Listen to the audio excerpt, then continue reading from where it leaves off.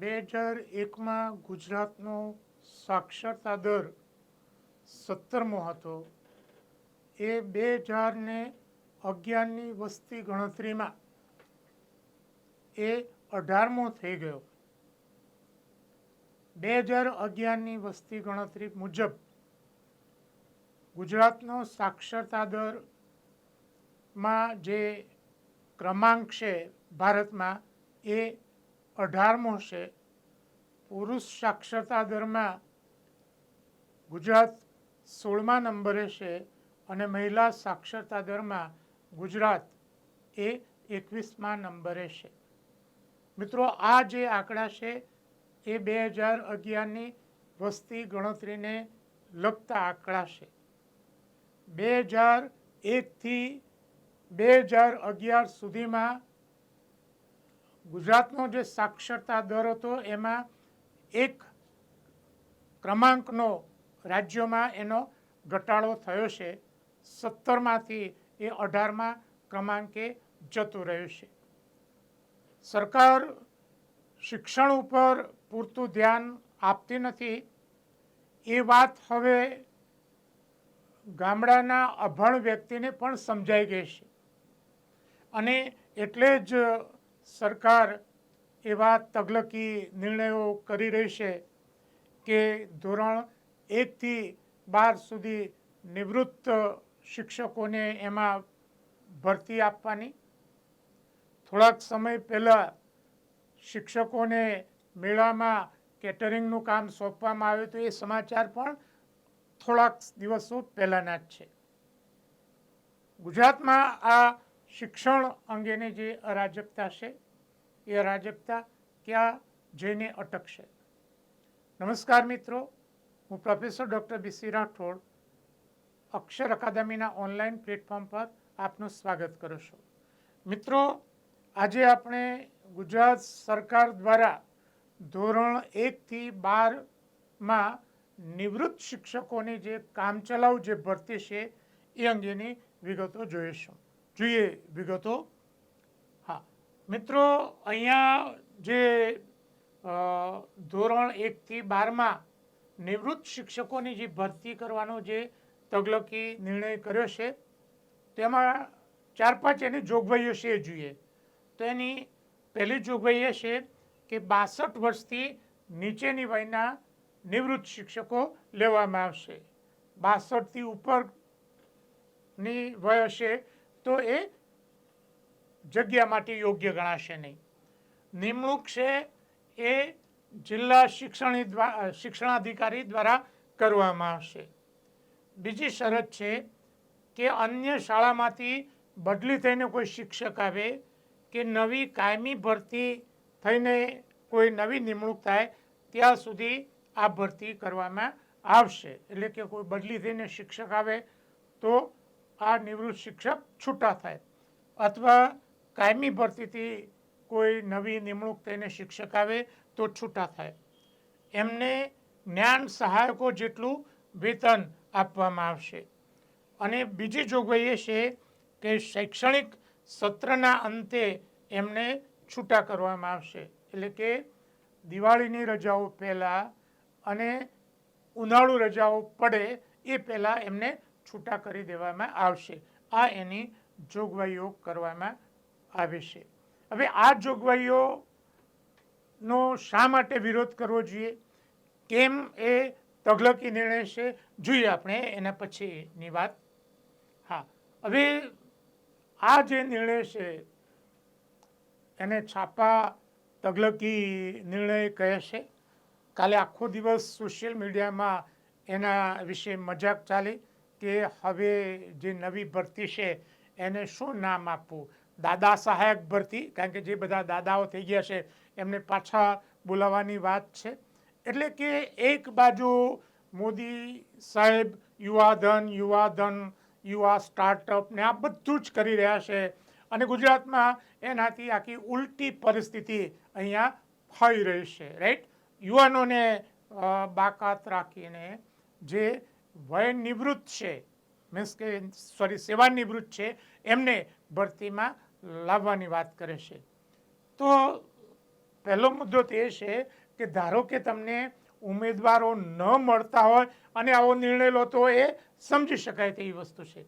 લાયકાત ધરાવતા ઉમેદવારો ઉપલબ્ધ છે ઓલરેડી. આજના જ છાપામાં વિગતો આપી છે કે ધોરણ 11-12માં જે ટાટ પાસ ઉમેદવારો છે એ 15,233 અવેલેબલ છે. આટલા ક્વોલિફાઈડ ઉમેદવારો છે. ધોરણ 6 થી 8માં ટેટ 2 જે પાસ ઉમેદવારોની સંખ્યા તો ઘણી બધી છે. 37,450 જેટલી મીન્સ કેટલા ઉમેદવારો લાયકાત ધરાવતા છે.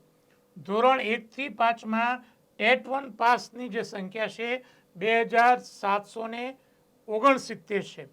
અને ઉપરાંત અગાઉ ટેટ 1ની પરીક્ષામાં પાસ થયેલ ઉમેદવારોને પણ લાયક ગણવામાં આવ્યા છે. એટલે પાછા બીજા ઉમેદવારો તો એમાં ઉમેરાય. એટલે તમારી પાસે જો ઉપલબ્ધ લાયકાત ધરાવનાર ઉમેદવારો ન હોય અને તમે આવો નિર્ણય લો તો સમજી શકાય છે. ઓલરેડી આપણી પાસે મેન પાવર ઉપલબ્ધ છે, લાયકાત ધરાવતા ઉમેદવારો ઉપલબ્ધ છે, તો શા માટે એમાંથી ભરતી ના કરવી? એટલે આ વસ્તુ છે. બીજો મુદ્દો એ છે કે પેન્શન મેળવતા નિવૃત્ત શિક્ષકોના બદલે નોકરી માટે લાયકાત ધરાવતા બેરોજગાર ઉમેદવારોને તમે તક આપો.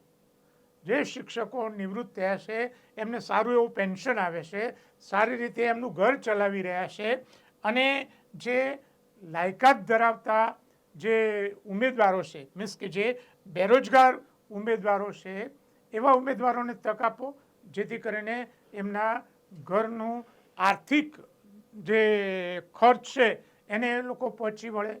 સરકાર તો આર્થિક અસમાનતા ઊભી કરી રહી છે અહીંયા, કે જેને ઓલરેડી પેન્શન મળે છે અને નિવૃત્ત થઈ ગયા છે એને વધારાની આવક આપવા કરી રહી છે.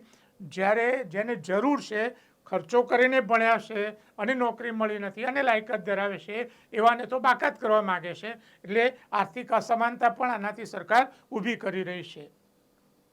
હા, હવે નિવૃત્ત કરતા યુવાધનોને આગળ આવવાની તક છે કે જે શિક્ષકો છે એ નિવૃત્ત થઈ ગયા છે. હા, એમના અનુભવનો લાભ લેવો હોય તો સરકાર લઈ શકે. એમને મહિને કે 2 મહિને શાળામાં એમનું કંઈક આયોજન કરીને એમને બોલાવો. પણ જે યુવાધનો છે જે યુવાધન છે, જે યુવાનો અને યુવતીઓ છે, એમને આગળ તક આપવાની જરૂર છે. બીજું, જેને આર્થિક રીતે નોકરી કરવાની જરૂર નથી, મીન્સ કે જે શિક્ષકો શાળામાં નોકરી કરીને પેન્શન મેળવે છે, રાઈટ? તો આવા જે શિક્ષકો છે એ આર્થિક રીતે એમનું ઘર ચલાવી શકે તેવા છે. એમાંના કેટલાયને નોકરી કરવાની કદાચ જરૂરિયાત ના પણ હોય, અને ઇવન જરૂરિયાત હોય તો પણ જેની પાસે કશું નથી એવા બેરોજગારને તમે તક આપો. સરકાર એમને પેન્શન આપે છે અને અત્યાર સુધી એમને નોકરી કરે છે, એટલે એ લોકો એમનું જે જીવન નિર્વાહ છે સારી રીતે એ કરી શકે. એટલે કે જેને જરૂર છે આર્થિક રીતે એને તક આપો. આ એક પ્રકારનું આઉટસોર્સિંગ ભરતી ગણાય. આ એક પ્રકારની આઉટસોર્સિંગ ભરતી ગણાય. અને એમાં અનામત વર્ગના જે ઉમેદવારો છે એમને અન્યાય થવાની સંભાવના છે. કારણ કે એમાં એવું નક્કી કર્યું નથી કે એમાં અનામતવાળાને લેવા કે ન લેવા, રાઈટ? એની કોઈ સ્પષ્ટતા કરી નહીં. અને બીજી વસ્તુ એ છે કે તમે કામ ચલાવને કાયમી સમાધાન શોધો. કે કાલ ઉઠીને શિક્ષકની તબિયત બગડી અને ઉંમરના કારણે તો તમારે પાછળ બીજી ભરતી કરવી પડે. એના કરતાં તમે એનો કાયમી ઉકેલ શોધો. હકીકતમાં તો સરકાર પોતાની જવાબદારીમાંથી છટકી જવા માટે આ કરતી હોય એવું આપણને લાગે છે. હવે આનો ઉપાય શું? તો જોઈએ મુદ્દો. મિત્રો, આ માટે શું કરવું? સરકાર ધારે તો આ માટે એનો રસ્તો કાઢી શકે એમ છે. હા, પણ એની ઈચ્છા શક્તિ હોવી જોઈએ. શિક્ષણ પ્રત્યે એને સુધારવા માટેના જે સક્રિય જે પ્રયાસો કરવા જોઈએ દિલ દઈને, એ જો સરકાર ઈચ્છે તો થઈ શકે છે. કઈ રીતે થઈ શકે?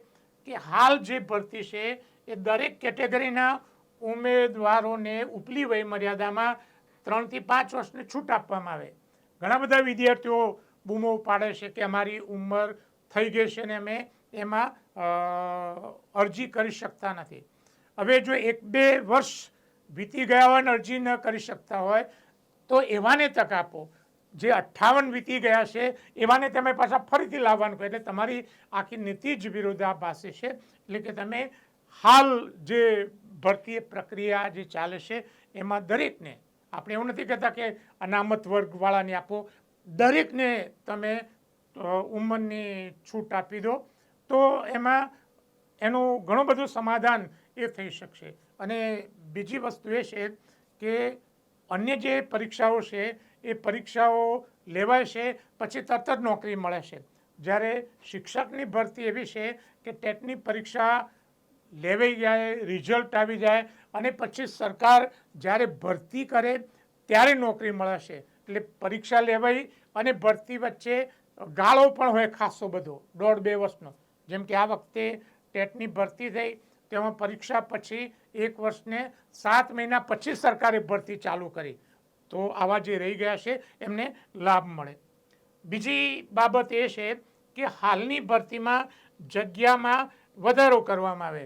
સરકાર એકવાર જાહેરાત કર્યા પછી એમાં વધારો કરે જ છે જ, એમાં કશું ખોટું નથી કે આટલી જગ્યાની જાહેરાત આપી હોય પણ પ્રક્રિયા દરમિયાન એમાં વધારો કરતી હોય છે.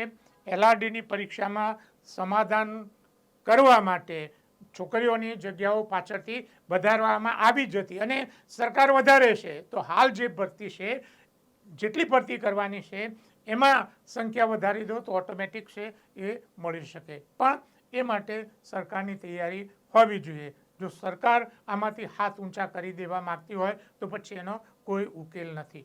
એટલે વિદ્યાર્થી મિત્રો, જે વિદ્યાર્થીઓ આ વિડીયો જોઈ રહ્યા છે અને એમના જે વાલીઓ છે અને જે આ બાબતમાં લાયકાત ધરાવે છે એ બધા સરકારમાં રજૂઆત કરો કે એમને દરેક કેટેગરીમાં ઉંમરની છૂટ આપવામાં આવે અને હાલની જે ભરતી છે એ ભરતીમાં સંખ્યા વધારવામાં આવે. કચ્છ જિલ્લામાં પણ જગ્યાઓ ખાલી છે તો ત્યાં પણ ઉંમરની છૂટ આપવામાં આવે અને જો ભરતી માં જે સંખ્યા છે, જગ્યા છે એ વધારવામાં આવે તો સારું એવું સમાધાન અને કાયમી સમાધાન આ સમસ્યાનું આવી શકે અને એમાં કશું ખોટું નથી. રાઈટ? એટલે આ વસ્તુ છે એ તમારે સરકારે ધ્યાનમાં રાખવાની છે. અગાઉ જે શિક્ષકોની ભરતી અંગે જે મુદ્દા હતા એ મુદ્દા અંગેની માહિતી આપતા આ વિડીયો છે. જોયા ના હોય તો આપ જોઈ લેશો. મિત્રો, પરીક્ષાની તૈયારી કરતા વિદ્યાર્થીઓ માટે અમારી 2 મહત્વની ટેલિગ્રામ ચેનલ છે, BC રાઠોડ કરંટ અફેર્સ અને ગૌરવંતી ગુજરાતી. હજુ સુધી જો તમે અમારી બંને ટેલિગ્રામ ચેનલમાં જોડાયા ના હોય તો એમાં જોડાઈ જવા વિનંતી છે. વધુમાં અમે અમારું મેટર ઇન્સ્ટાગ્રામ અને ટ્વિટર ઉપર શેર કરીએ છીએ તો અમારા બંને પ્લેટફોર્મને ફોલો કરવા વિનંતી છે. વધુમાં આજનો આ વિડીયો આપને પસંદ આવ્યો હોય તો એને લાઈક કરીને શેર કરવાનું ભૂલતા નહીં.